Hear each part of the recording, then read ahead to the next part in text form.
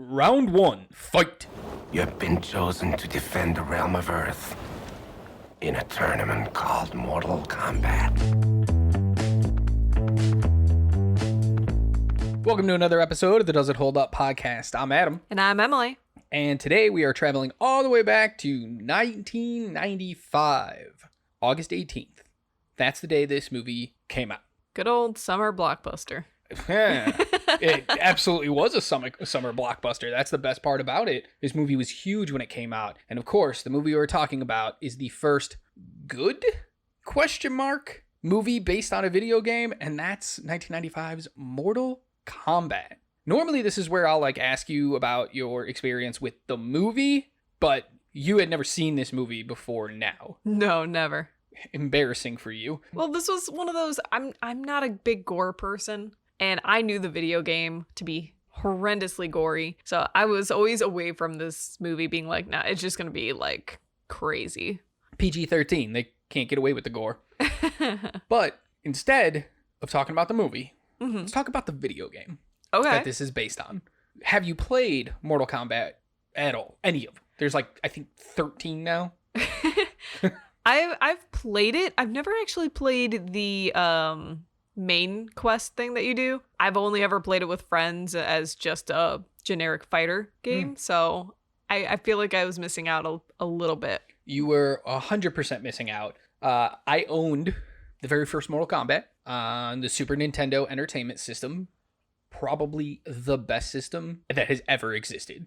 My sisters and I, we would play it. We would fight each other. But then I would always play, the towers. You got to climb the tower and all that. And it was awesome. It was the coolest game ever. You had to learn all the buttons. This was something different. When you went to the arcade, you could just button mash because you didn't have enough quarters to figure stuff out, right? Yeah. We didn't have money growing up. We didn't just go, hey, I'm going to go spend $20 at the arcade playing Mortal Kombat for 17 hours to learn buttons. No, we didn't do that. So this was the first time you got to actually learn them. And there was no internet. So you couldn't look it up. You couldn't go online and be like, hey, how do I do Johnny Cage's finisher? No, you had to just figure it out. You had to just push buttons until something happened. You didn't get the magazine that inevitably came out saying what they were? Did you not? We didn't have money. I was lucky to have the game. Yeah, that's when you just stand around at some shop looking at it. Just go to GameStop and just read through it and write it on a piece of paper. Exactly. Yeah. No, I didn't. You just kind of had to figure it out. My favorite fatality was always knocking them into the acid pit and then watching their little skeleton float away. It was the coolest finisher. I was just it's not even a special finisher for anybody in particular. Any character could do it in the pit, in the acid pit stage. You're on this little walkway and behind you's on the ground green ooze stuff. And you're just fighting, and then you could uppercut them at the end and send them into the acid, and then they would burn, and then you would watch their skeleton just float away. It was the coolest thing. I could not tell you what my favorite finisher is simply because I am that person who just button smashes. Ugh. But I'm not the person who will hit one button over and over and over again. I would randomize my buttons so I could do some cool moves, but I had no idea what made that move actually happen. So if I got a fatality, it was an extreme praise thing because I never knew how to do any of them. I didn't have the patience to find any of them. I was just I played this game when the internet was a thing and when you could just look them up, and I'm I don't have the patience to try and do this over and over again. So no.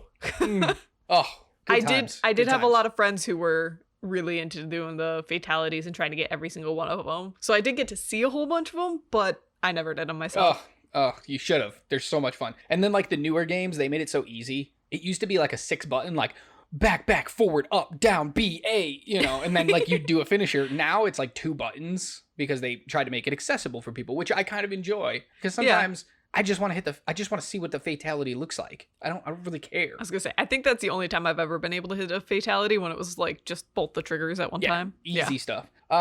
My favorite always was Scorpion. Yeah. If I'm playing, just give me Scorpion. I just want to be get over here and just pull them close and then just uppercut. That was my move. That was my go. I think when this game came out, I was 5, maybe. So I didn't really know how to do a whole bunch of stuff, but So my game plan was always just get over here and then just uppercut him. Get over here, uppercut him. And if I was playing a Sub-Zero, it was freeze him, uppercut him. I loved the uppercut because they'd always like toss them super way into the air and then like you could just kick them a whole bunch. It was great. Anyway, okay. Sounds like you were a cheater when you were younger. I was 5. Leave me alone. 5. Okay. So that's the video games. One of my favorite video games of all time. I've played pretty much every single one since. I think they got a little too convoluted, a little too weird, added way too many characters, but the originals, absolute classics.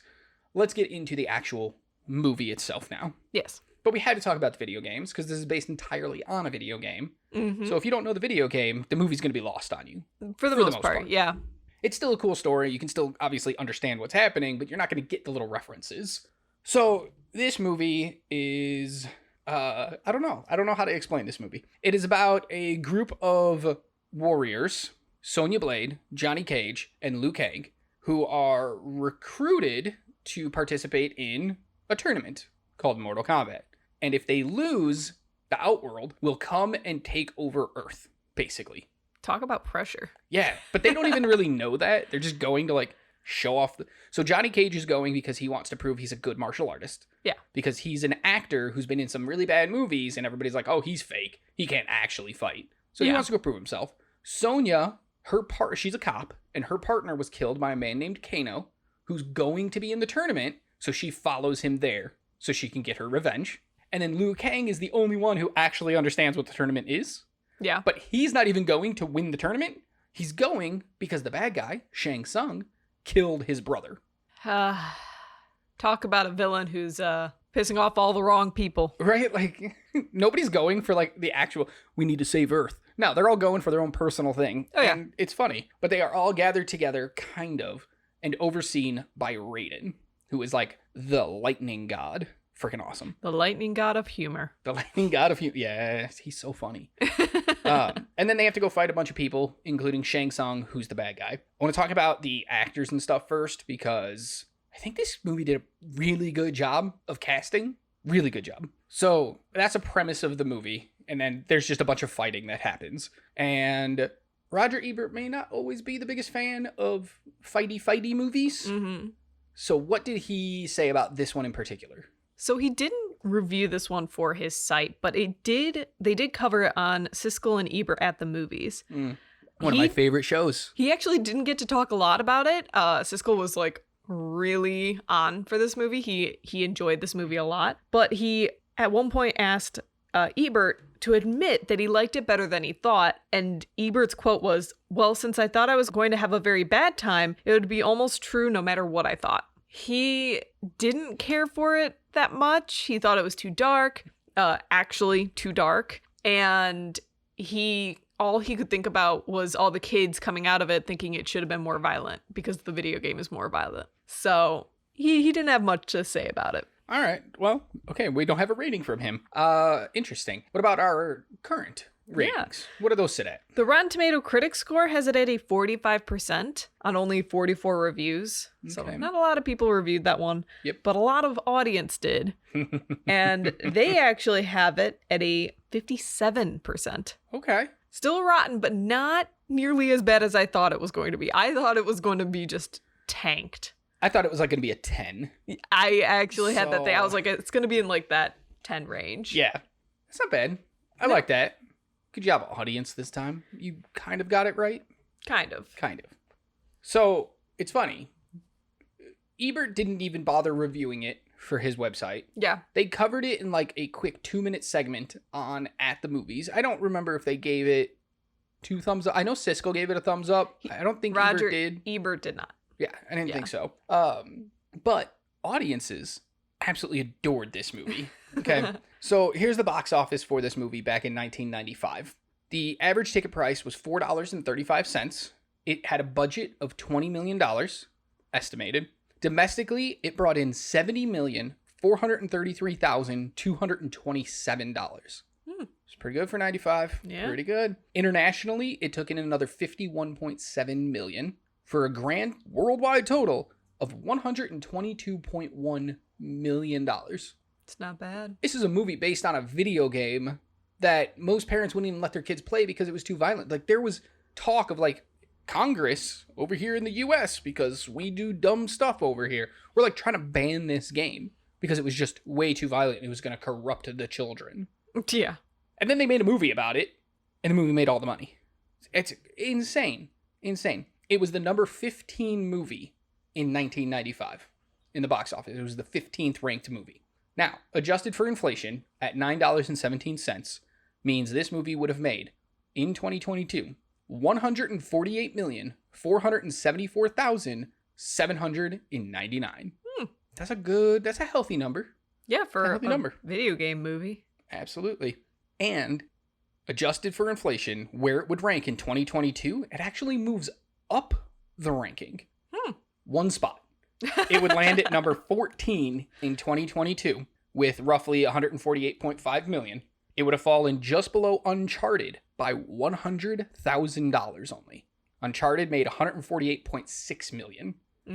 But it would have passed up and pushed this one down to number 15. Nope. Jordan Peele's Nope, which only made 123.3 million. Wow. Yeah. So it's just, that's funny. So we know exactly where Mortal Kombat lands. No matter what year, it's number 15. That's it. Just around that just time. knocks it out. That's awesome. So the audiences went to see it. Yeah. It made money. It performed pretty well for something no one had any hope for. Yeah. A video game that was in the news about being banned. And then they made a PG-13 version, which I'm sure pissed off a lot of like the older fans of the game at the time. No doubt. But they still saw it. And at the end of the day, that's all that matters. Did you end up seeing it when it came out, or did you wait? In 1995, I was 9, so I did not.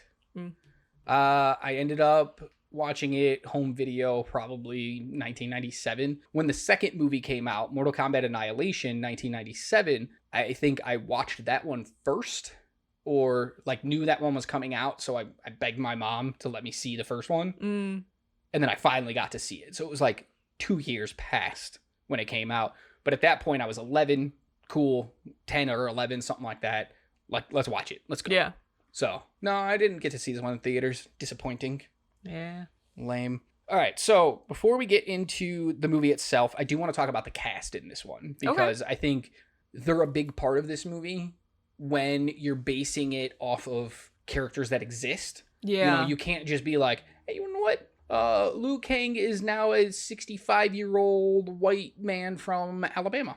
Fans would go absolutely insane. Oh, yeah. So you had to like nail the look of these characters. And even though it was like 8-bit pixelated crap over on the Nintendo system, who cares? We could still understand what they looked like. So let's go through this. So first up, we have Christopher Lambert as Lord Raiden, the lightning god. He's so good. I love the fact that they gave him a synthesizer voice. Yeah. Like, it just added to that otherworldly feel of him. Although I never pictured Raiden as being more of like a white dude, so this was a little confusing for me, but I guess he kind of is. Yeah, like in the early video games, you can't really tell. Yeah. Like, they didn't make it very clear what he was because almost his entire face is covered either by like shadow from his big hat or the fact that he has lightning eyes and they kind of protrude out, so it covers his face a little more. Yeah. So you didn't really know.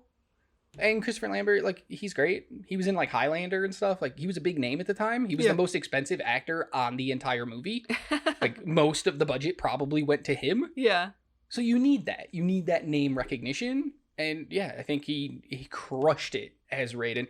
Like you said, they made him funny. Yeah. Which I didn't know I wanted, but I couldn't get enough of it. Next up, we have Lyndon Ashby as Johnny Cage.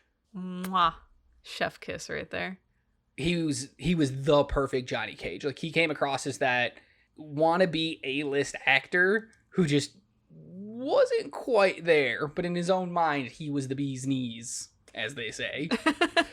He managed to get everything to land. Like, his character is rather ridiculous. Yeah. And he just made it work, and it was so almost genuine. Yeah. That I loved it. This is the part where you fall down. He says it so seriously, and it works so well. Next up, we have Bridget Wilson Sampras as Sonya Blade. Probably the weakest part of the movie for me when it comes to the main characters. Definitely. She was very one note, didn't really have depth to her. She either overacted or underacted bits. It was just, I don't know what she was doing, but she wasn't in the same movie as everyone else. Yeah. Everybody else kind of understood, like, it's serious, but also it's a video game. Yeah. And she was like, I'm going to win an Oscar for this movie. And it's like, no. But, like, no, you're not. you acted so terribly, you would never even be nominated, even if this was that kind of movie. Yeah. She was doing something real weird. Next up, we have Robin Shou as Liu Kang. I'm hoping I'm saying his name right. Shou. So I'm going to go with Shou, or it could be Shu. I'm terrible at pronouncing things, so don't ask me about pronouncing. He played Liu Kang. So wonderful. Like, he looks like the video game character. He has the most glorious hair I've ever seen. I'm growing my hair long right now just so I can then try to, like, work it out to make it look like his. I don't even think it's possible. I think he's a god just because of that. Like, come on now. It's a wig. Nobody can do that with their hair. No, he's great. Here's some side characters to run through before we get to the big bad. We have Trevor Goddard as Kano. Meh. Ugh, wrong. Meh. Wrong. He's fantastic. Maybe because we didn't get enough of him in the movie. But absolutely. It's one of my biggest problems with this movie is I needed more Kano because he's so damn good. Love him. Here's a fun fact about it. Okay. So that Kano is not at all like that in the video games. No? No. He's just straightforward, serious, doesn't have an accent, like, you know. But he blew away the audition, so they hired him. And people were like, but Kano's nothing like that. The creators of Mortal Kombat, the two guys who created the game, in follow-up games, retconned Kano's entire backstory to fit what Trevor Goddard did as Kano in this movie. Because they absolutely loved his performance so much. But the funny part is they got it all wrong. So in this movie, he sounds like he's Australian. Yeah. No, he's actually just Cockney British. Oh. So it's very close. But in the video games, because they loved it and they thought he was Australian, they gave Kano an Australian background. And Goddard, for the rest of his life, was like, yeah, I'm going to run with it. And just convinced people he was from Australia. And it wasn't until, like, very late in his life before he passed away that, not even late, because he passed away somewhat early, that people found out, no, he's South British.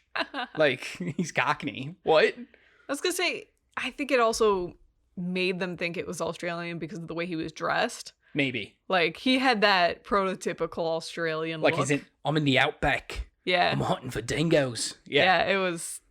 I do not fault them for thinking he was Australian, because I definitely thought he was Australian. He also just told people he was Australian, so he played into it really well. But that's how good he was. So the fact that you don't like him is crazy, because he was so good, they changed the video games to match him. I don't know. Once again, it could be that he wasn't in enough of it, or, like, I didn't care for him as much. That's fair. Then we have Talissa Soto as Katana.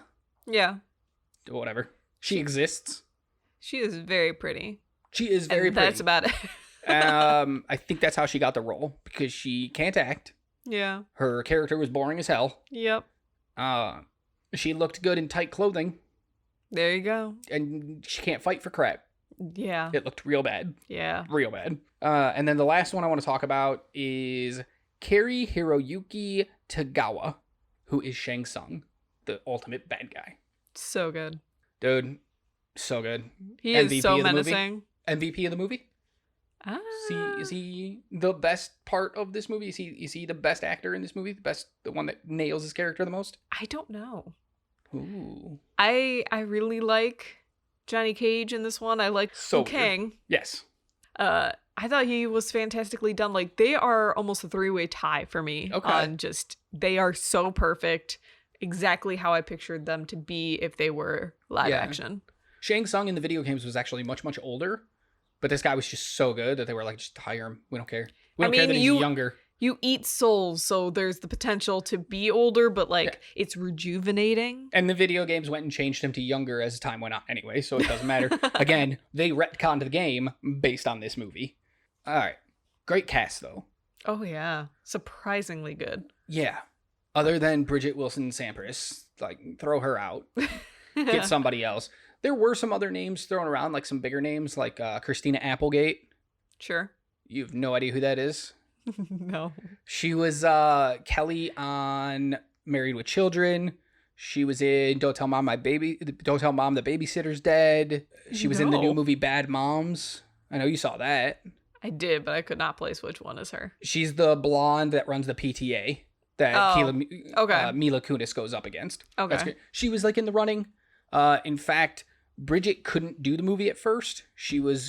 They delayed production, so she went and did Billy Madison with Adam Sandler, and she wasn't sure she was going to be free. So they actually went and got a young Cameron Diaz, who was coming off The Mask, to take the role, and she agreed.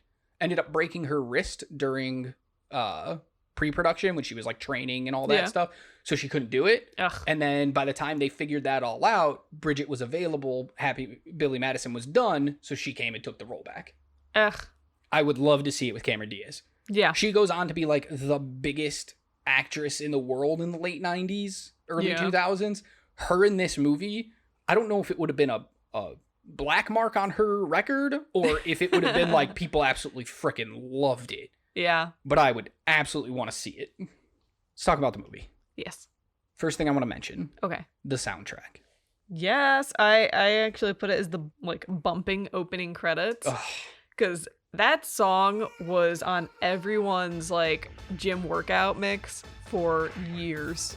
Still is. That was like, if you want to get pumped up, you play this song and you are golden. When I got into my 20s and I went to a couple clubs, they would still drop this song and the place would go absolutely bananas. And we're talking like, I didn't go to clubs when I was like 20. I went when I was like 23, 22.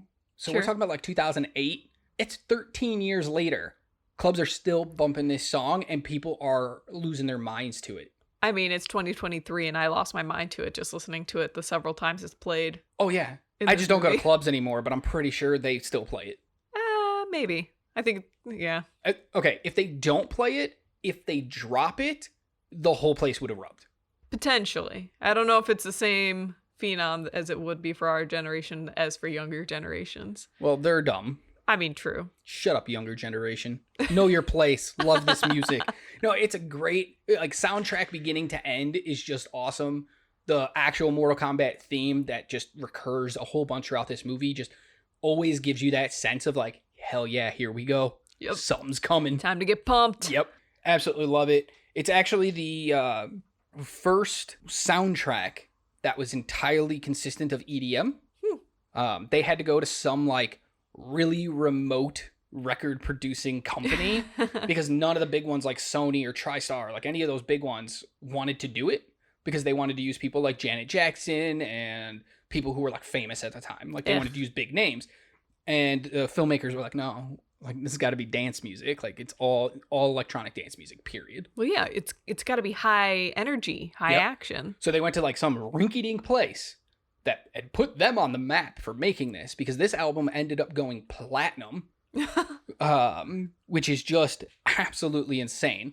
It took a year to get there, but that's because people were discovering it for a year. Yeah. Got to platinum. It's the first ever EDM album to go platinum. Not a movie soundtrack, not a whatever, just EDM in general. It's the first one to ever go platinum. That's how big this music was. Probably started a whole movement there. Yeah. It's movies like this that gave us like Moby. Ugh. Or Beck. Ugh. Idiots. I hate their music. Sorry. Sidetrack. Yeah, just the music gets me every time. I also think the opening to this movie is absolutely fantastic, where we see Liu Kang's brother get killed by Shang Tsung. It immediately sets your expectations. Yeah. You know what this movie's all about. The sky is terrible CGI. Oh, terrible. But the temples they're standing next to look amazing. Yeah. It's interesting little like quick little combat thing, and then he grabs him and he's like, your soul is mine. And then he's like, you're next. And Liu Kang wakes up in a cold sweat. And you're like, damn, I'm in. So yeah, just a great opening. Let me know exactly what to expect. What do you think? I really enjoyed that opening, but I actually completely forgot that opening existed because my brain went right to Johnny's opening. Dude, you missed like, was Johnny's, so that was Liu Kang's opening. Yeah. Because I actually have the note too of like everyone's intro is fantastic. Yeah. And gives you direct insight to their characters for the rest of the movie. Yeah. And I know it's Liu Kang's first. Yep. Is Johnny second? Yeah. And then it's Sonya? Mm-hmm. Okay.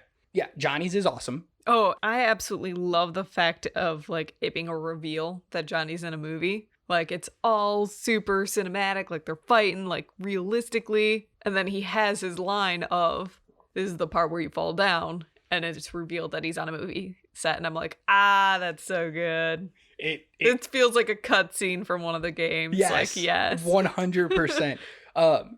I love the extra, the stuntman that he tells you should fall down. His like shocked face, and then he just throws himself backwards. Yep. It's so good, so good. Then we get Sonya. Oh, quick side note about Johnny's introduction: he goes and talks to the director of the movie, being like, "I can't. Where'd you get these guys? I can't work with these guys. This is terrible." Blah blah blah.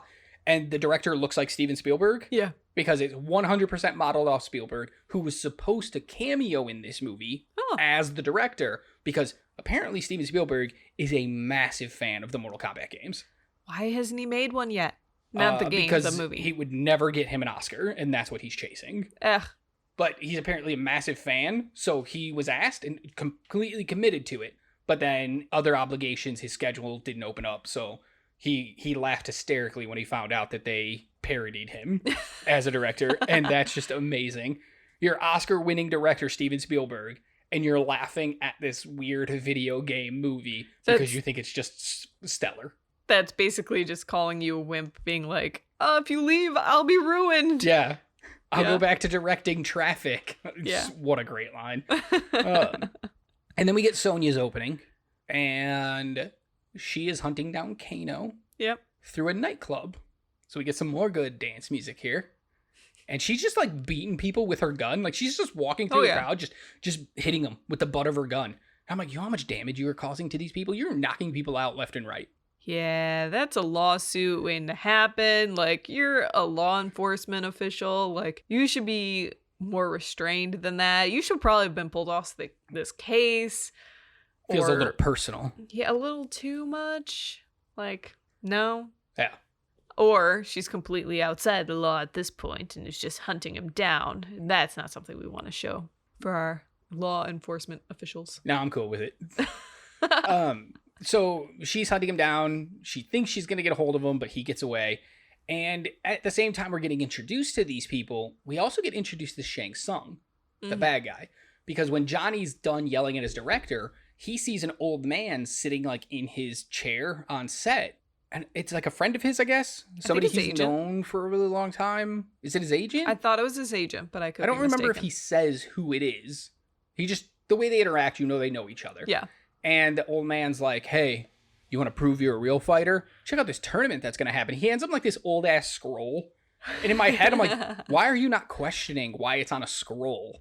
That part I don't really mind so much because he's like, yeah, it's in Hong Kong and stuff like that. My question would be like, why didn't you just call me? Write this stuff down like in normal ways so I can actually read it?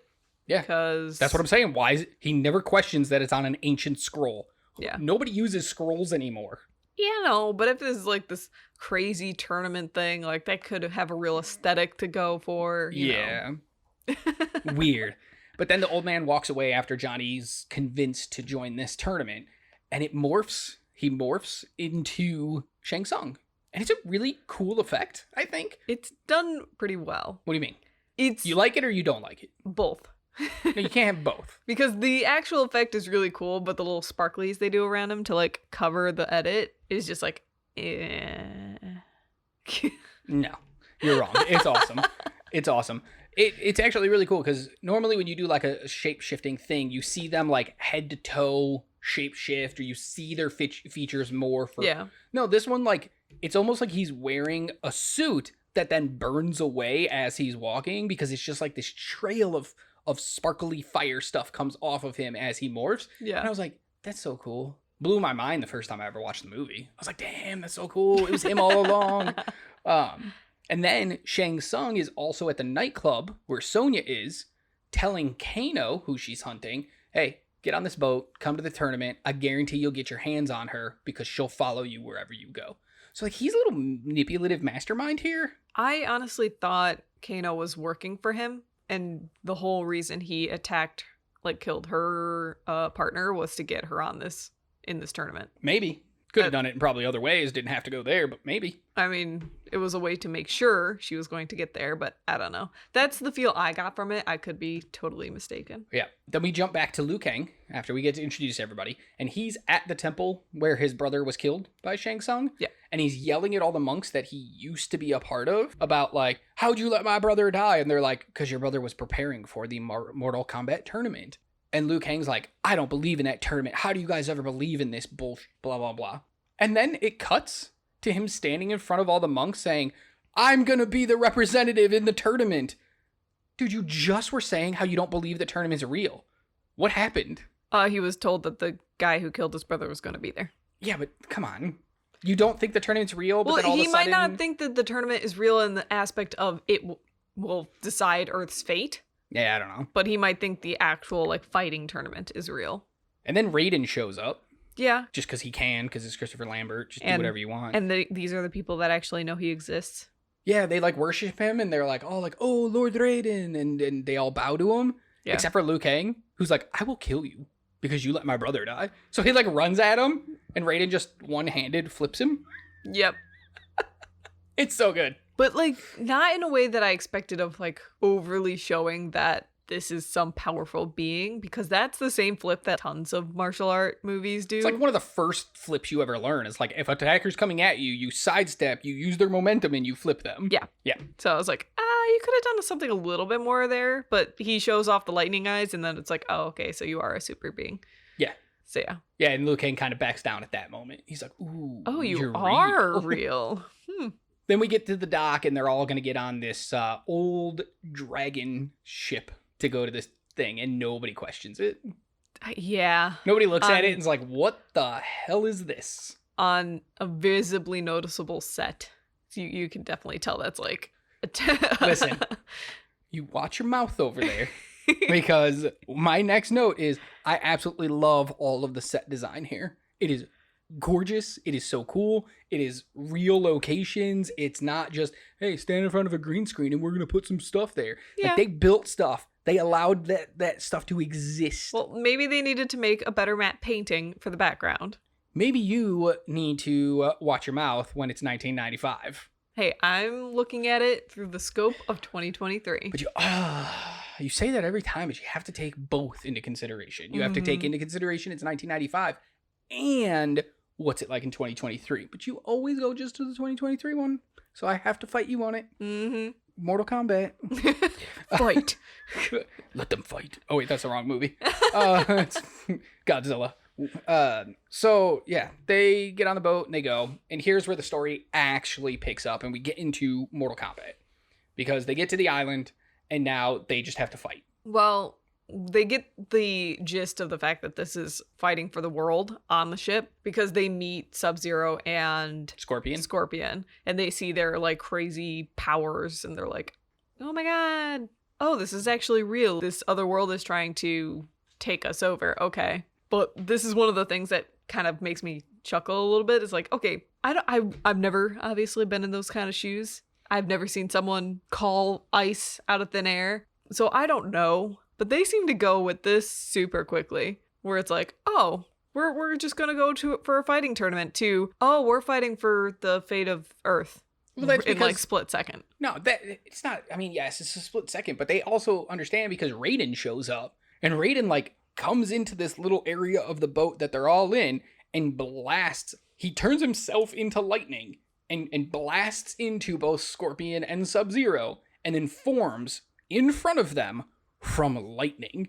And then he's like, oh, hey, yeah, by the way, this tournament actually means something. And they're like, oh, damn, okay, let's go. So, like, yeah, I mean, if that happened in front of me, I would totally believe it right then there, too. I don't know. But then we get another demonstration of Sub-Zero's power, where he is fighting a red shirt. Well, no shirt. Red mask? Yeah. Red mask guy. Red hood. Red hood guy. Deep Batman reference. But he just freezes him. Dude's like going for a flying kick. Oh my gosh. And he freezes him and he just shatters. This is one of my lessons that I learned from this movie. Yeah. Is showing off gets you frozen into a block of ice. Adding because adding a new section to the podcast. Lessons learned. Got it. because he just, and they do this a lot in fighting movies where they just are flipping around and they're just like hitting themselves and like, huh, And then they get knocked out in like 5 seconds. Yeah, because you know you have to do the whole warm up before fighting. Oh, But that gives time to power up and go. Well, it's the Indiana Jones effect. yeah, It's the I got a big sword and Indy just shoots him. bang. Yeah, it's the Indy effect, and it works every time for me. Like every single time, some henchman or some guy's like, "Let me take 3 minutes to show you all my cool moves." In my head, I'm always like, "You about to get your ass kicked," and it happens, and I'm like, "Yeah, I love it." Let's talk about the fights Yes. because there's a lot of fights. I mean, you would expect there to be a lot of fights. Absolutely. Originally, there wasn't. Another fun Google thing, I guess. The test audiences absolutely loved this movie. They thought it was fantastic. But their one complaint was there wasn't enough fights. So they actually had to go back and do pickup shots after the movie was completely done and edited. They went back and did a bunch of pickups and added in more fight scenes. Yeah. What do you think of the fights in this movie? Some are really good. Some are just okay. Looking at you, Katana. And Sonia. Her fight is fine with Kano. I know you have a big problem with it, but it's fine. I do. But I appreciate that there's a few of the fights that are really heavily inspired by the video games, where there's definitely some shots that look like they came straight from the video games. They're a side angle. They're doing all the exact moves. It gave me the feels for that video game, and I'm just like, oh, I want to go play that now. I thought they were all really well done. They were acted well. They were the stunts on them were fantastic. I know you absolutely loved the very first fight, which is Liu Kang versus dreadlocked black guy. I wouldn't say With, I loved that with, one, I guess, but bamboo bow staffs? I'm not real sure. it made me You chuckle. loved him. More. The guy Liu Kang is fighting. You loved him because of all his... Oh my god, the face he makes, if I could show it to you right now, it would be amazing, but it's just like the weirdest face ever, and he makes it the entire fight, and is constantly doing the like, yeah, when he's not even doing anything. So I'm like... He's literally just walking in a circle like, yeah, I'm gonna get you. Yeah. Like, yes, I love it. It made me laugh. So that was on like the more comical side of the fights. But the fight was really good too, though. True. So it's not a comical fight. You laugh because he made noises, but it wasn't made to be comical. Yeah. I mean, the action in it is still really good. Separate. Just because you laughed at it doesn't mean it's comedy. You just thought his noises were funny. But watch, like, I don't know if you've ever watched, like, martial arts tournaments on, like, ESPN when they're being shown, like, the actual, like, nationals. They make so much noises. They do, but normally, and I've taken martial arts, so it's normally supposed to be like an extension of force. You're supposed to be like getting an extra burst of force when you do the noises. Mm-hmm. Mm-hmm. So that's when I'm expecting those kind of noises. He was powering up. Oh. Like, I don't know. I don't know. He was becoming his Super Saiyan self. Yeah. Okay, I get it. The noises didn't, like, bother me as much as they bothered you. But Yeah. you, like, couldn't stop laughing every time he made a noise. And I was like, I don't know what's so funny here. I think it was the noise plus the crazy face he was making. I guess. Those I don't together, know. I was just like, oh my god. I love that fight. Once again, a great introduction to the actual tournament. Yeah. Like, the very first scene of Shang Tsung killing Liu's brother, great introduction to the whole movie. Then when we get to the actual tournament, this is a great first fight. Yeah. It's not the best fight of the movie, but it's a great fight, really sets us up well. And then when Liu wins, Shang Tsung walks up to the other guy and is like, your soul is mine. And like just rips his soul from his body. And you're like, stakes are real. Well, alrighty then. Did not realize this was to the death. No one told us that. But also like, what? So wow. Yeah, crazy. this leads me to a big problem I had with the movie is it didn't take the time to explain anything. Like you kind of had to know the video game to really enjoy this movie because, and I know I had a bunch of these questions because I did not play the story mode like you did. There was no story in the original ones. Oh, It was just a tower. Oh. Well, There was no campaign. It was just a tower. Just I fighting. did not realize that was like the main thing of this. I just was like, oh, it's just a fighter game. So they don't explain the tournament at all. They don't explain any rules. Like There are no rules. It's Mortal Kombat. You fight until you win. But how do you necessarily know who's supposed to be fighting when? Like, I get the first couple, like, the bad guy's like, you and you, go fight. Yeah. But That's then, how they all fight. I don't know. I feel like there were Like, some times that Sonya they were just and like... Kano fight because Kano wants it and Sonya wants that fight. Liu Kang and the first guy fight because Shang Tsung makes them fight. Goro and Johnny Cage fight because Johnny Cage challenges Goro. Yeah. Like, the fights all make sense. What are you talking about? I don't know. I got lost on when I know, you they had a were big fighting and where they were fighting and just you had a big problem with the lore of this movie, which I think if you watch it again, you'll probably understand a lot better because they do talk about certain aspects of the tournament. The fact that it takes place like every once in a generation, which is about every 50 years. The Outworld has to win 10 in a row so that they can invade Earth. They've currently won 9 in a row. This is the 10th one that we are watching. Yeah. Like, they definitely explain more stuff than you remember. No, I remember all of that. They just don't explain any of the actual tournament rules. The tournament is you fight when you... Listen, in Mortal Kombat, if I walked up to you and punched you in the face, guess what? We're fighting. There's no... It's Mortal Kombat. There's no rules. You just fight. I don't know. When you put the word tournament on there, I expect there to be some type of rule. Yeah. Win and survive until the end. Fair. That's the rule. So maybe that's more of a personal gripe with the movie than watch the movie again. A normal person's gripe, but yeah. Fair. We get introduced to another character early on, so we get a bunch of cool fights. Liu Kang fights Katana because she wants to give him information. Sonya Blade fights Kano in the first round, which just pisses me off. This was terrible.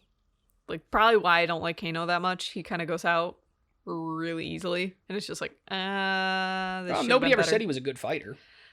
That's fair. But he also makes Sonya look terrible, because, like, he goes out pretty easy, but he also gives her a run for her money. Dude, he hits her, like, twice. Yeah, he punches which, her like, once in the face and her. kicks her once in the stomach. Like, he doesn't give her a run for her money. She easily beats him. Okay, maybe I just don't like Sonya. 100%. Because every time she's like, Every time she's like around. Half his size. So, yeah, it's going to take a little more effort to beat him than him to beat her. Yeah. I don't know. Their fight's fine. She ends up killing him, which was shocking. Bad guys or good guys aren't supposed to kill. Yeah. But, like, she just literally snaps his neck and is like, yeah, whatever. I don't care. Yeah, and everyone, like, all the other good people were like, what are you doing? She was like, I killed him because I'm a badass. She doesn't actually say that, but... And then, so what bothers me the most about the fights is Johnny Cage's first fight. Sure. So Liu Kang gets some no-name fight. Sonya Blade gets a very personal fight against a guy with a really cool metal eye. His eye looked cool as hell. Nah. Like, the eye part looked fine, and then it came to the connection with his face that just looked wrong. No. Why are you so wrong about this movie? It looked You have never wrong. been more wrong about a movie in this entire year of podcasting. You've never been more wrong. It looks awesome. But my problem is Johnny Cage's first fight is against Scorpion, a super-powered NetherRealm being. Yeah. Why does he get screwed right away? He had the most to prove, I guess. I don't know. I don't know. So they start in a forest and they fight, and it's like really cool because like right out the gate, Scorpion does his signature move. He shoots the little spear-headed animal thing out of his hand. Yeah. And like it follows Johnny around and like doesn't get him. Like, cool. Great He does start. his line. Yeah, the get over here. And then he pulls it back and it's like, come here. Like, it's so cool. But why does he get that fight? I honestly don't know. I thought this whole tournament was kind of unfair because the bad guys got to know that this was coming and like seemed to train for it. No. But they were also like super powered, so it's like Just Sub-Zero and Scorpion. how are we supposed to go against that? Like, what? And yet they did, because you gotta always have the hero be the underdog. That's fair. I don't know. It felt really off to me. Like, But maybe because you're I not telling just... me why does Johnny get that match? Why does Liu get a super easy first fight? Sonya gets the fight she came for. To but be Cage fair, gets stuck against Scorpion. that might not have been his first fight. We kind of go through rounds. Like the first 2 fights that we see are in that little like stone circle thing with The everyone sand. cheering. Yeah. So he could have had a fight there against but then we go nobody. back to the sand later, so I don't think so. Because when Liu I don't fights know. Katana, it's back in the sand. So I don't think there's any rhyme or reason of like the first round will take place on the sand. The second round will take place somewhere. No, they just fight. I don't know. I don't know why he gets that fight. Maybe to weird. like up the ante, be like, okay, we had this guy against a nobody. We had her against The grudge match. and now we have to up the ante. We've shown these powerful people, but we haven't had them do anything yet. It's fair. So, I don't. It's an excellent fight though. oh yeah. And then, so Johnny Cage gets to be the first one in the movie who gets to use a superpower for the heroes. Mm-hmm. Because as he's fighting Scorpion, he's gonna end it with a shadow kick, and that's where he jumps up in the air and like he like teleports quickly through the air and like leaves a shadow behind, and Yeah. and he's gonna do that. But Scorpion opens up a portal to hell, and they fight there. And hell is basically just ladders, fire in the background, and scaffolding. It's definitely like a dark version of Chutes and Ladders. Yeah. It's just scaffolding. But it's again a really cool fight, really great. It's shot really well. There are some like wide shots where you get to like see the action, but then they get up close and personal.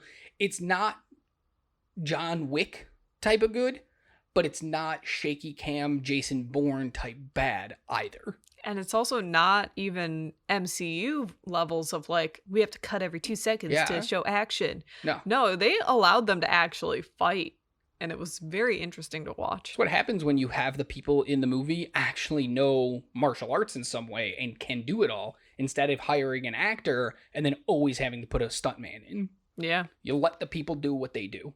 Well, they probably should have given a stunt person to Sonya. Nobody cares what you think about Sonya. You're wrong. She's not the best part, but man, you are harsh on her. I am. So he fights Scorpion, and it's really cool because he gets to his superpower of the... So we already saw Scorpion's superpower. Then he gets the shadow kick. Scorpion gets the portal. But then Scorpion also gets the breathing fire, which is his fatality. He rips his mask off, reveals a skull, and can breathe fire. And then you're dead. Yeah. And it's awesome. But Cage is smart. They make the hero smart. He doesn't luck into it. He's just smart. He fell into a pile of bones. He saw a shield. So when Scorpion goes to breathe fire, he blocks it with the shield. Yeah. That's a good move. And then luckily the shield's on fire. Well, yeah. And luckily the shield has razor sharp edges, like a saw blade. I don't think that matters. I mean, that's what he uses to take Sure. down Scorpion, so... Sure, he could have taken him down in other ways, though. He just got, But he finds it, he does it, and then he cuts Scorpion's head off. Well, part of his skull off. Yeah. Scorpion explodes. Johnny Cage wins. And then he does his friendship, which is just amazing. So if you guys don't know the video games, they were all about fatalities. They were like the big finisher. When you beat him at the end, the voice would always come up, finish him. And then you hit the button combination and it does a really cool super move and beats him. Well, in the second game, they introduced friendships, which is like, we're going to do something nice at the end, like give him a teddy bear or something like that. Johnny Cage's is pulling out a picture of himself, signing it, and throwing it at them. Yeah. That's his friendship move. So like after he beats Scorpion, it's a pile of goo, burning goo on the ground, and his picture, his signed autographed picture falls. What a great moment. That's like a video game moment. It was so good. So I good. was just like, yes. Because I know that finisher, too. It was so good. Yeah, loved it. Then... Here's the great part about this stretch of the movie. It's all fights. Yeah. Because then we go to everybody sitting at... No. Is this the one where all the bad guys start fighting them? Is that the next fight? Well, we've kind of jumped over meeting Goro. Oh, well, I was going to get there. Oh, I was going to say... We haven't gotten there yet. We met Goro before Kano's fight. Yeah, I don't care. So... I don't care when we meet him. I'm going to talk about his fight. I think that's when... They all fight. Yeah. Then Liu Kang has to fight Sub-Zero. Yep. And it's a very quick fight. Much quicker than I expected. Yeah. Especially for it being Sub-Zero and being like one of the our main names. Yeah. Yeah. Because all he does is they kick each other a couple times, and then Sub-Zero powers up and shoots like an ice dome from himself. Mm-hmm. And Liu Kang remembers his fight with Katana, who told him, use the element that brings life. And it just so happens to be a bucket of water next to him. See, this is the difference of Johnny Cage being smart and Liu Kang being lucky. Because Liu Kang flies backwards and hits a bucket of water. That just so happens to be there. Just so happens to be there. Doesn't make sense. The shield makes sense. He's in a world of warriors, of bones, of warriors. But he knocks over this bucket, which we see spill, but then there's another bucket full of water. And then he spins it around really fast and throws the entire bucket through this ice shield, somehow pushing the water out, which freezes into a giant spike and pierces Sub-Zero. Yeah. If anything, the bucket would just hit Sub-Zero in the face. Like, the water's not flying out to turn into a spike. No. This is where it's like, this movie has so much good stuff and so much dumb stuff as well. Yeah. The Johnny Cage thing, brilliant. Makes perfect sense. The Liu Kang thing, they just couldn't think of another way to end this fight. I honestly thought, and I misheard Katana's fight, because I thought she said use the element that brings light, not life. So I thought he was going to get more like fire powers and go fire against ice. Oh, if she said light, I figured she was just going to electrocute him. Plug in a lamp and throw it at him. Yeah. Yeah, he does have fire powers in the video game, so it would have been cool, but he does get that later. Yeah. So it was just odd that that's what I thought I heard her say, and knowing that he has those kind of fire powers, and then he defeats him by water. Oh, yeah. I was like, oh, okay. Earlier in the movie, we were introduced to a character named Art, who became friends with Johnny on the boat over. They've talked to him a couple times. He doesn't exist in the video games. 100% made up for this movie. And he has to fight Goro, who's supposed to be the final boss. Because Shang Tsung even says, like, win this tournament, fight through, and you'll get the chance to fight the king of whatever, Goro. Yeah. So it's like, how's Art already fighting him? Did he already beat everybody else? I think it was just demonstration. He knows that Goro will go through, or he believes Goro will go through because he's the past champion. So he just assumes, like, whoever gets to the top will have to face him anyway. So I think that was the thing, but Goro himself still had to go through the tournament. Yeah, it's just, so he fights Art, who has befriended Johnny, and just kills him. Yeah, I was like, Art's only purpose in this movie was to be defeated by Goro. 100%. And I'm really upset by that. I'm not. They didn't spend enough time with him, though, where I'm like, okay, I'm connected to him. I think they spent just enough time that we understood his and Johnny's connection, that Johnny would get angry at it.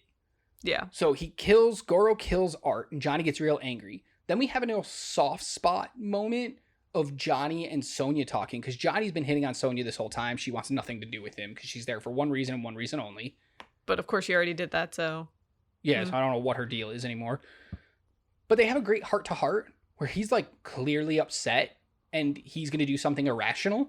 Yeah. And she's trying to talk him out of it, and he's just like, she's like, you're boneheaded and blah, blah, blah. And he's like, you forgot handsome. And then he just walks away. And I was like, yes, such a Johnny move. Such a Johnny move. And he challenges Goro. And Shang Tsung is even like, you sure? Yeah. Because you're going to die. Yeah. You sure? And Johnny's like, I'm sure.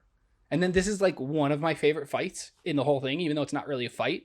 So he challenges Goro, and he gets his second power, which I guess isn't really a power, but it was a special button combination power, so that's why I'm counting it. He does the splits, and he punches Goro right in the gonads.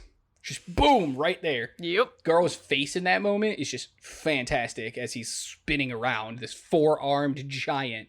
Two of his arms holding his crotch, the other two just flailing around. And Johnny runs. And he runs through a cave, so Goro has to follow him. Goro walks out onto a cliff.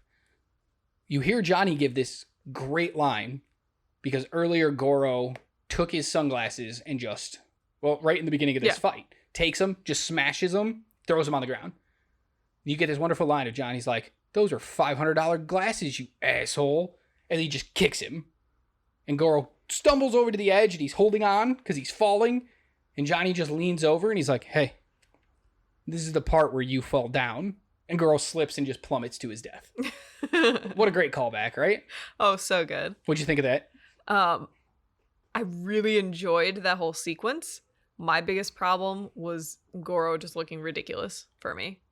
I could not take him seriously, unfortunately. One of my major notes is Goro looks so good and so bad all at the same time. Yes. He looks realistic, but just ridiculous all at the same time. Well, because he was realistic. Like, he was a big animatronic puppet thing that people controlled. And so that realism's awesome. But it's 1995. Like, it doesn't look the prosthetics great. does not look good. Yeah. Like, they could have spent another week or so making that have a little more detail in there. But I love the fact that he outthought him. Yeah. It's a great Johnny moment of, like, Scorpion, he thought through the fight, but still somewhat got lucky. Mm-hmm. Goro's 100%. He's all in and knows how to win. Yeah. Proving how smart he actually is. He's not just some idiot actor, fake martial artist. Yeah. He knows what he's doing. It's a great moment. But while all that's happening, Shang Tsung kidnaps Sonya Blade. Because you always have to have a damsel in distress moment. Well, because he also, when Johnny's challenging Goro, Shang Tsung tells him, hey, if you win, good job. But if you lose, I get to choose who I want to fight for the final Mortal Kombat. Mm-hmm. And then Shang Tsung he lied. Because Johnny won, and he still just chooses Sonya, and he's like, I'm going to go fight her. Follow me if you can. And then they disappear. They're down like this weird bubble tunnel. Yeah. Fast travel. Yeah. Live action fast travel. Not always good. No. So the guys are like, all right, we got to go save her. With the help of Katana, they start traveling through Outworld. And they're like in a real desolate area, broken down, dark, everything. It's a place they've never been to yet. And Reptile is following them. But Reptile's not a person. Reptile's an actual, like, reptile chameleon-looking thing who has the ability to go invisible. But somehow Liu Kang knows he's there. He can sense him. He senses him. And good God, it is the worst CGI I've ever seen in my life. Oh my God, This takes me out of the movie every single time he was on screen, because he has a moment before this where he was a stone creature that, like, comes to life. That's when we first see him, yeah. Yeah. And it is just the most terrible CGI I have ever seen. And I've seen some pretty bad CGI, and this was just, oof.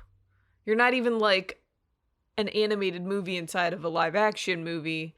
You're just... Yeah, it was just weird. Oh. Yeah, it's bad.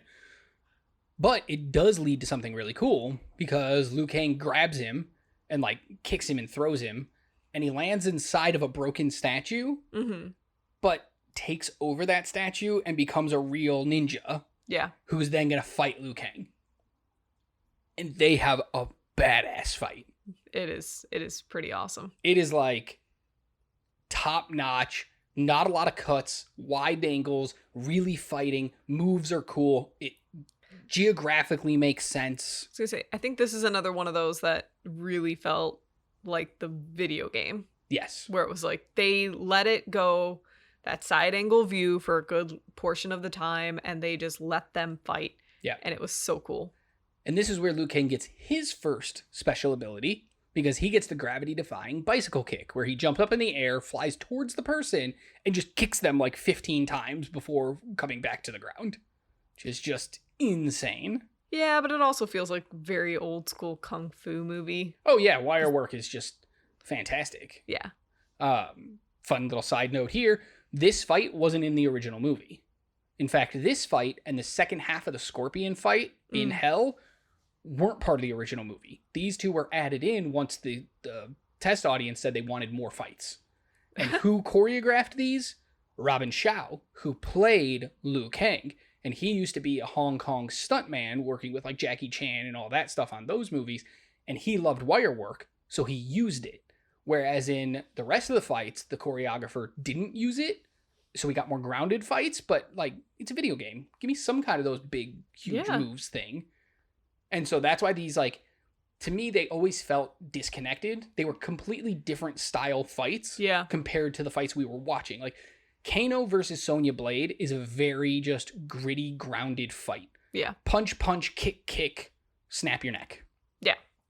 Then Johnny Cage versus Scorpion all of a sudden is flying through the air, shadow kicks, teleporting to hell, spinning on a gymnastics bar to kick him in the face, and like flip fights, and felt different. And then the reptile one felt different. I was gonna say, these were probably my favorite 2 fights in the entire easily. movie, and now it kind of makes sense. Yeah. It's like, you should have just had Robin just choreograph all of them. Yeah. Would have been awesome. Oh, yeah. But he fights him, beats him, they move on. They find Shang Tsung ready to go for final combat. Mm-hmm. And Sonya Blade is locked up in a cage, and Liu Kang's like, I'm gonna fight you. And we go into the final fight. This is probably my 3rd favorite fight. It's a long, drawn-out battle between Liu Kang and Shang Tsung. And it's good.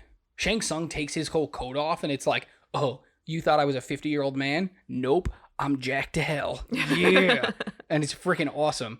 And Shang Tsung, like, whoops the crap out of him at first. Yeah. And then, like, Liu sees visions of his brother and is like, hey, you can do this, man. And he gets, like, that power up, you know, that whole hero has to remember something meaningful, and now they're ready to get back in the fight. Yep. And then he whoops Shang Tsung's butt. But during their fight, they go up to a 2nd level, and Shang Tsung calls spikes up from the ground. I don't know why, but it's like in the shape of the dragon, the Mortal Kombat dragon that's on the ground, plastered on the ground, and it's freaking cool looking.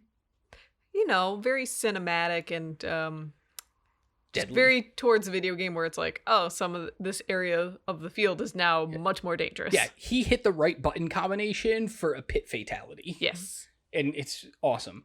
So they go to the 2nd level, and it's always like, ooh, who's going to get knocked down? Who's going to get knocked down? And Shang Tsung's getting whooped, and he gets pushed to the edge, and Liu Kang powers up, rah, and like dual hand punches him, but it is like the exact move from the video game. It's so cool. And we see a little flash of red, and it's like, that's his fireball. They didn't do it from a distance. He didn't like shoot it and it traveled. He like transferred it from his body into Shang Tsung's body. And I think that's a really cool interpretation of that move. Yeah. Instead of like standing 20 feet away and being like, Kamehameha, and shooting a fireball, he's like right up on him, makes contact, and shoves this electricity fire into him. Yeah. Sends him flying into the spikes. Tournament over. Liu Kang wins. What do you think of the fight? I liked it. It wasn't my favorite, but it was still really, really good. I know you really liked the next part. Yeah. So Shang Tsung is dead. Liu Kang wins. Yeah. Shang Tsung is a soul stealer. He takes people's souls when they lose. So he's just full of them. Yeah. And what's one of the souls that he has? Liu's brother. Yep. And go ahead. They get to have a very cute moment there of being like, I knew you could do it. You did so good.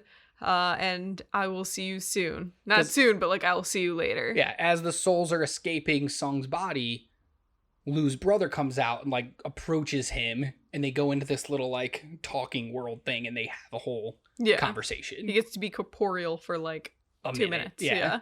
It is. It's a great moment of just like, hey, brother, I know I failed, but I'm so glad you won, and I'm so proud of you. And don't worry, we'll see each other again in like 60 years. There's no rush, but like we'll be together again. Don't be sad. Yeah. Like really heartfelt for this dumb video game movie. Oh yeah. That was all about the action. It's like a heartfelt ending. Oh yeah. I mean, you kind of needed it though when it was like he killed your brother. Yeah. Then so they win. They're leaving, and Raiden's like, "Ha ha ha! We did it! They can't attack now." And all of a sudden, music hits, and you're like, "Oh no, something's coming!" And Shao Kahn, who's the big bad in the second game, is like in the sky as like a giant. Yeah. And he's like, "You fools! You thought you won, but I'm gonna basically invade anyway." And I love how all the fighters just get in a fighting stance and they're like, bring it on. Yeah, even Raiden gets to be in a fighting stance at this point. Well, because it's not a tournament anymore. Raiden's not allowed to participate in the tournament, but he can participate outside of it. Yeah. And they all get to fight, and that's the scene we end on. Yeah. And it's a great, like, video game moment as well, of just, like, they're all lined up, and it almost felt like a character select screen. I was expecting it to just come up, and it's like, select character. Player 1. Yeah. It's a great moment. Yeah. And that's it. That's the whole movie. Yeah. All right. Questions? No, I asked my question. I have a couple nits. Okay. They use the phrase flawless victory a few times in this movie, and some of them do not work. So in the game, if you get that ending, flawless victory called out, is you cannot take a hit, you can't get any damage, right? Yep. And so there are a few instances where they say that, and it's true. The character hadn't taken any damage. Sub-Zero killing the henchman by freezing him and exploding him. Flawless victory. Yeah. Goro versus Art. Flawless victory. Yeah. Goro versus Johnny Cage. Flawless victory. Yeah. And then I think they say it 5 times throughout the movie, and 2 technically aren't. Yeah. And I know the final one that you have a big problem with. Yes. Is which one? Is Liu Kang.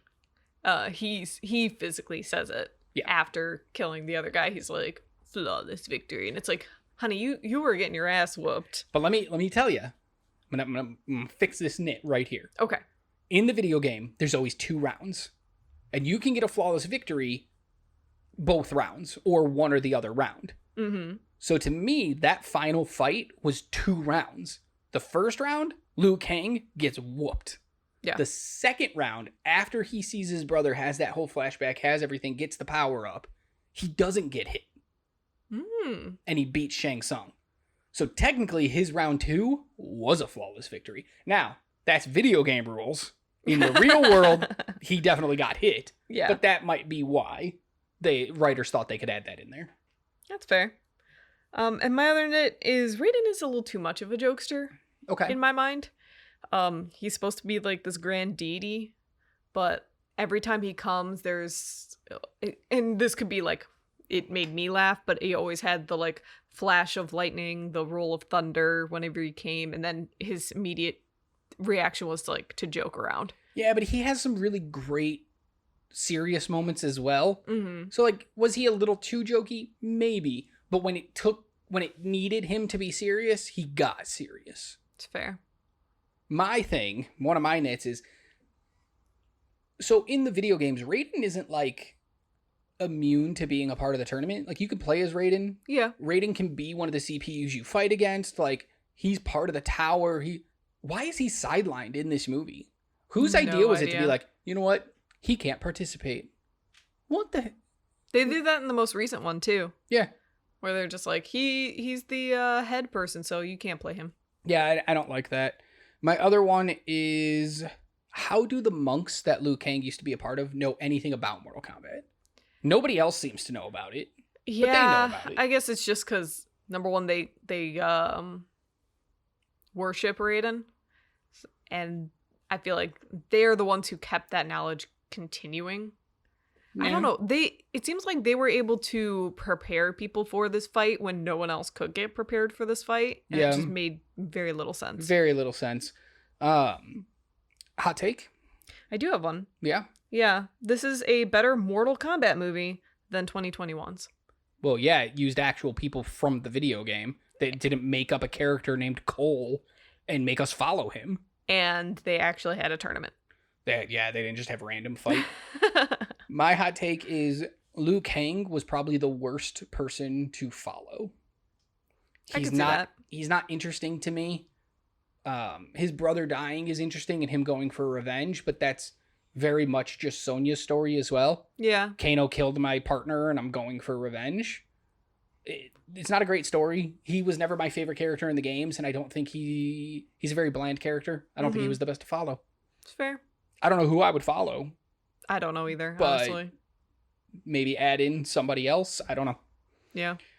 Awards time. Yeah. Let's do this. First up, we always go with our psycho shower scene. Your favorite scene from the entire movie. I'm gonna guess it's a fight. Yes.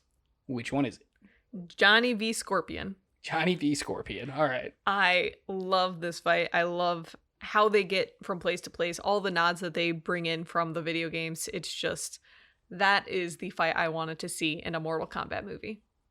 And you got it. And I got it. Too bad you watched the 2021 version first. Yeah. My psycho shower scene goes to a fight. Oh, which one? Not that one. Mine goes to the reptile fight. Oh. It's the longest fight yeah. of the movie. It's the most well choreographed. It's two martial artists being able to show off that what they can do. Yeah, the wire work is great. The gravity defying bicycle kick is beautiful. It is done pulled really well. off so well, and it ends the fight, which is cool too.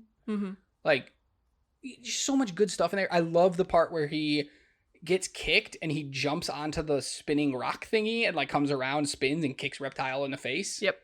Like, there's just some comedy beats in there, but also some very serious fighting. Yeah. So it's by far my favorite fight in the whole movie.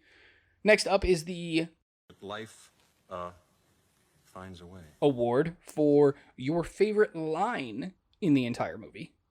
I'll go first. Mine, I